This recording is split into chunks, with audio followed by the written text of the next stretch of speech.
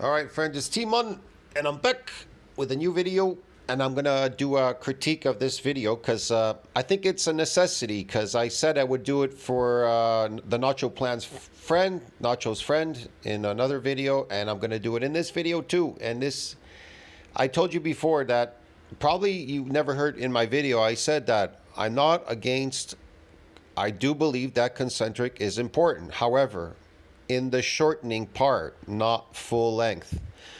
But anyway, it is very important. Okay, look, man, these sarcomeres, when they're built in series and parallel, they exude different type of force productions. So it's better to build both of them than just one. But I noticed that, in the last video, I already wanted to tell you in the last video, I noticed that you're training this is the Nacho plant. I noticed you're training your cousin, right? 16-year-old baseball player. And what I want to emphasize is that, again, you're doing, and originally when I was making videos on you, critiquing you, you were doing a lot of like just accentuated eccentric loads. And the truth is, you don't want to just do straight eccentric negatives, okay? Trust me. A lot of people have this misconception. I got to do a lot of negatives, really, really, really heavy. You don't want to rush into anything. And the negatives are reserved for when you're trying to go, like these people, they're always trying to go to failure. They call it failure. We're not really going to failure in lifting and eccentric lifting. We're not going to failure. We simply are maxing out this damaging thing, okay? But honestly, you need to initiate the eccentric. It's important to I'll explain it in this video, okay? Let's watch this video. So the Nacho plan says eccentric overload leg day, 16-year-old baseball player. What's up, it's your boy Nacho, and today we are back for a leg day for my cousin, who is a 16-year-old baseball player. We are starting off with some hack squats, and yeah, this is what we're sticking with so far. Look at this. We are only doing the bottom range of motion. Okay, see, that's the problem. You're at the bottom doing the bottom range of motion. He is slightly initiating still, because you have to go up. The thing is, he's not doing it on his own volition. You're helping him, right? The whole point of helping people is just the negative. It's just the negative, bro. But in the last video, he was doing those presses for the chest, and he was just doing these negatives. Honestly, you should have him doing eccentric overload. You need to initiate with the eccentric, hit the concentric, and then come back with the negative eccentrically. So you need to have him initiate his lifts. And it's really important because, look, man, when people ask me, how do these sarcomere in parallel, where do they come from? Well, they don't come from the negative part. They come from the initiating part. When you initiate the eccentric, when you start pulling eccentrically, that's where the sarcomeres in parallel, that's where they come out. Now, when you lengthen, that's the series. That's where you get these sarcomere in series in the negative when it goes back down again. That's why it's important. Now, as far as you, how should I put it? You are a good coach, definitely. You want to help him, right? You want to help him. Definitely, you can help him. Remember, the rep range is always 8 to 12, okay? Really, you want to shoot for 12 if you can make it to 12, honestly. So that's the whole point. Sometimes you make it to 8, or sometimes you can't make it to 8, so you need help. So that's the only time we just focus on the negative part of the eccentric. That's it. See what I mean? But we don't want to just build sarcomere in series. We want to build them in parallel and in series. That's the whole point. That's where they come from. So now you know where they come from. Anyways, let's watch the video. For the hack squat, we are trying to get as much stress as we can in the eccentric. And if you can see, I have 10-pound plates where his feet are at, just to get extra deep on that motherfucker, all right? Sometimes it's not, here's the thing. Sometimes it's not important about the weight. As long as there's some weight there, but it's not important to have so much weight. The reason being is that we're not passing that isometric point, and we're not going into the realm of concentric lifting. So we initiate eccentrically, we hit that isometric point, and then we come back down negatively in the eccentric. That's the whole point, really. That's really the whole point in the exercise. That's why if you're doing like dumbbells, you don't need to go full range. Even Ronnie Coleman figured that one out. You don't go full range. You just go partial. You could call it partial range, okay? So you're going partial range, isometric, and then you're going back down. You initiate eccentrically, you go up, all the mechanical tension. The thing is with eccentric exercise, all the mechanical tension is placed on the eccentric. That's the whole point, really. Here we go again for another set. So first set was, I think it was 2 plates we did on each side, but he said it felt a little too light, so we bumped it up to 2 plates and a 35 on each side. Yes, but the problem is it's because you're helping him. That's why he feels it's too light. You're helping him way too much. You have to have him initiate it and lower it. Then when he can't if there's a certain at a point where he can't complete it, then you assist him.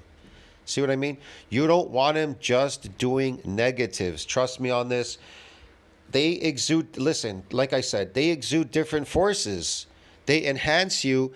The sarcomere in parallel enhance you differently as opposed to the sarcomere in series. Do you understand me? But it's important to build both of them and not just one. That, like I said, there are people on the internet, they're like, even back in the day, even like way back in the day, they're like, you got to do negative eccentrics, negative. Yeah, but they never understood that just negative eccentrics would build these sarcomere in series. Do you understand me? But we're trying to build them in parallel. So we definitely need to initiate heavy up. We need to initiate the weight heavy going up and then going back down again. And yeah, we're doing 8 to 12 reps, and we did a total of 10 sets today. Last week we did 6 sets, and he did not really get sore. He said he only got soreness for about a day or 2. Yeah, the reason why was that I in your video I noticed too much negative without initiating. There were no eccentric. You weren't initiating eccentrically. You simply stuck to the negatives. And even if you just do negatives, you're going to have to add astronomically more amount of sets. But the point is, you really don't want to just build these sarcomere in series, stretching at the bottom. Like I said, you need to know every aspect when you're lifting. You need to know what you're getting. This is just an educational video. I'm trying to inform you so you know what you're getting. Remember, initiating eccentrically is what builds these sarcomere in parallel. Now, the negative is what builds the sarcomeres in series. But the one gives you greater force production, the parallel. The other one gives you, it also gives you force production in velocity, makes you faster. That's the whole point. That's how they enhance you in sports. Look, I posted in my community section. You can read it. It's very important. So it wasn't enough. Yeah. My favorite hamstring machine. I wanted to do RDLs. Again, you see, you are already assisting him, and he's just doing the negatives. I know you have good intentions, but it's wrong, man. You need to allow him to do it himself. But it was so fucking packed today. All the squat racks were taken. My bad. So right here we are doing 240 pounds. He's getting fucking strong because when we started, he was only doing 160, and this is only. Yeah, building parallel, building sarcomere in series, definitely, they're going to make you strong. They're going to make you fast, going to make you strong. But you definitely need these sarcomeres in parallel. So you need to allow him to initiate it. When he fails, then you help him. You can help him complete the reps. After 3 weeks of doing this, no, 4 weeks of doing this, this is fourth week. So we are for the Yeah, he's young, man. His body will respond like, wow, it's incredible. I wish my body was young like his, bro. Young bodies, they respond like quickly to this type of exercise. I mean, fast. we only do about 6 sets because they get you really, really sore. They do. So, look, I'm going to go really quick into my community section, okay? I'm going to share this with you. So, I posted in here, adding sarcomere in series increases muscle length and shortening velocity. See that? Lengthening, shortening velocity. While adding them in parallel increases muscle cross-sectional area force generation, both contributing to enhanced performance. And how do they do that? Well, sarcomere in series. Sarcomere in series, when sarcomeres are added in series, right? You know, after another, the muscle fiber length increases, yes. This increases the length, allows for a greater range of motion. Listen to how it enhances you. So these are how these sarcomeres enhance you. They enhance you. There's greater range of motion and faster shortening velocity during muscle contraction. Think of it as adding links to a chain, allowing the chain to stretch further and move faster. Training that emphasizes eccentric lengthening contractions can promote the addition of sarcomere in series. Yes, it's the whole point. Now, in parallel, which is important, extremely important, adding sarcomeres in parallel, side by side, increases the muscle fiber's cross-sectional area. A larger cross-sectional area means the muscle can generate more force during contraction. Think of it as adding more sardines to a can, making the can wider and able to hold more. Resistance training, particularly with emphasis on concentric shortening contractions, can promote the addition of sarcomeres in parallel. Well, I don't know too many people that have gotten that concentrically. See what I mean? But what they're trying to tell you here is the shortening part. Look, I'll explain this, man. Jesus. So people have this idea that when you initiate, that is the concentric. In other words, when you're initiating the lift, that's all concentric. No, it's not. It is concentric after the isometric part. It becomes concentric. But the initiating pull, you could say you're initiating concentrically, but in fact, it's really eccentric, okay? So you're pulling and then you reach isometric and then it becomes concentric. That's why they're telling you here, they say, resistance rate, particularly with emphasis on concentric shortening. Listen to the word, concentric shortening. That is shortening, it's still short anyways if you reach the isometric part eccentrically. Anyways, you get the idea. Combined effects, both serial and parallel sarcomere, because remember, damage, the isometric concentric does not damage muscles, so it won't activate it to create these muscles in parallel. That's why it's the short part at the bottom. Anyway, you get the picture. Combined effects, both serial and parallel sarcomere addition contribute to overall muscle performance, with serial sarcomeres enhancing speed and range of motion, and parallel sarcomeres increasing force production. Training programs that target both types of muscle group can lead to well-rounded improvements in strength, power, and speed. Strength, power, speed, and performance. That's what it does, okay?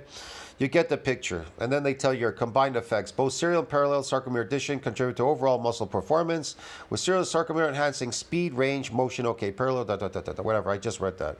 The bottom part here, this part, the example. A powerlifter might focus on parallel hypertrophy to increase force production, while a weightlifter might emphasize series hypertrophy to improve speed and power output. But here's the thing. We are doing both. You understand me? We're not just focused on one. Listen to what they say. A weightlifter might emphasize series hypertrophy to improve speed and power output. But for example, powerlifter might focus on parallel hypertrophy to increase force production. Well, yes, they get some, they do, they don't. It's specific. But in bodybuilding, we get both. We don't leave one out. That's why it's superior. Bodybuilding superior because we get both. There isn't any left out. We don't leave anything out of the equation. Anyways, you get the picture. I hope that helped, man. Let me go back to the video. Where was I?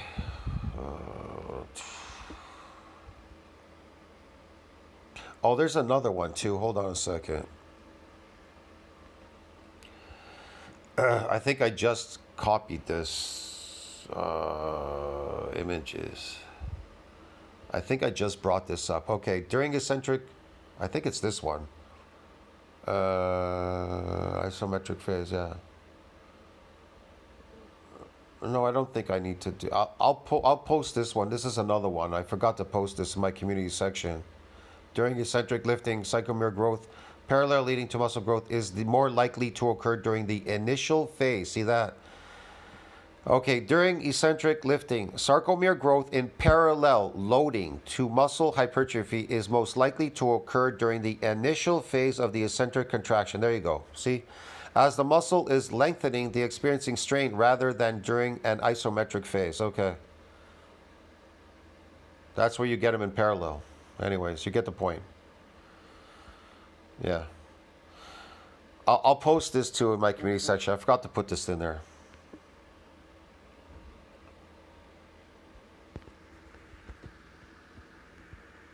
Here we go for another one. So yeah, we're sticking with 8 to 12 reps. This set right here was another 240. Yeah, so we are trying to cause muscle damage so that we could activate these satellite cells that will differentiate and proliferate into myoblasts so they could fuse with the muscle cell and donate their myonuclei to continue to expand that myonuclear domain size limit. I agree. We are doing that, but we are also trying to build these sarcomere in parallel and in series. That's the idea. That's what we're doing. We're just focusing on myofibril growth. So we can enhance our performance, because that's what bodybuilding is. Bodybuilding is to build your body, right? These sarcomere in parallel and series, so they enhance your performance, which is a carryover to every sport. Just like I read to you about the weightlifters. The weightlifters and powerlifters, they don't get that. Now, some powerlifting, they get some parallel. Now, I don't know how much. I can't tell you how much they get, okay? Now, as far as there are a lot of concentric lifting, but there's some eccentric there because they have to initiate. They pull weight up. They initiate, especially deadlifting. Now, as far as weightlifters, yeah, it's in series. So, but in bodybuilding, we do both. So we must be better. They're confused and they think powerlifters are focused on myofibril growth, which is not true entirely. Okay. No, it's not true entirely. They focus on lifting the heaviest weight. Now, how those sarcomere and parallel build in powerlifters, it's called fiber splitting, okay? They get it when they pull a weight up, like especially the deadlift, because they're holding a very heavy weight. So how they create them and how we create them in bodybuilding are two different ways. We create them through muscle damage. They most likely, and I read this before, I did a study on it. I did it before, man. I did a video on it. They get fiber splitting, but the problem with powerlifters, they come back too soon, and then they destroy they destroy the process of building these sarcomeres in parallel.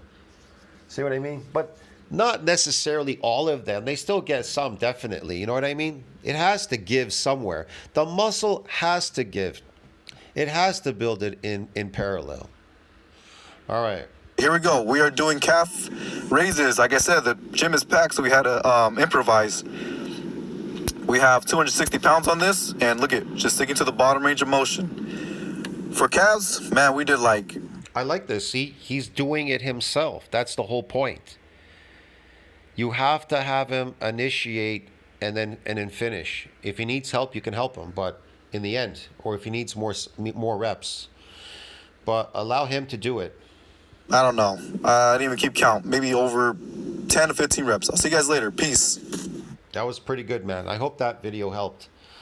If you have any more questions or you need help, man, just let me know. I'll see you in the next one. See you later, man.